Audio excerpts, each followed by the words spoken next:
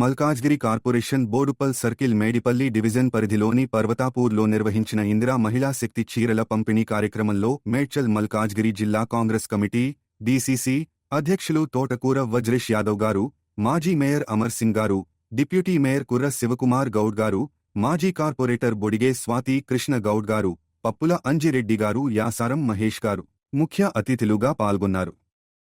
ఈ సందర్భంగా మాజీ కార్పొరేటర్ బొడిగే స్వాతి కృష్ణ గౌడ్ గారు మాట్లాడుతూ మహిళా సంక్షేమం కోసం ప్రభుత్వం అమలు చేస్తున్న పథకాలను సద్వినియోగం చేసుకోవాలని సూచించారు. మహిళలు ఆర్థిక, సామాజిక అభివృద్ధికి ప్రభుత్వం ప్రత్యేక ప్రాధాన్యత ఇస్తుందని తెలిపారు. మహిళా సాధికారతకు దోహదపడే సంక్షేమ కార్యక్రమాలను ప్రభుత్వం నిరంతరం కొనసాగిస్తుందని పేర్కొన్నారు.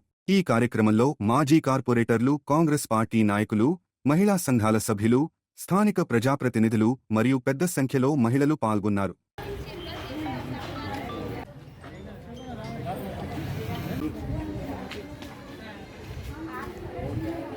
జై కాంగ్రెస్, జై ఇంద్రమ్మ, జై రేవంత్ రెడ్డి.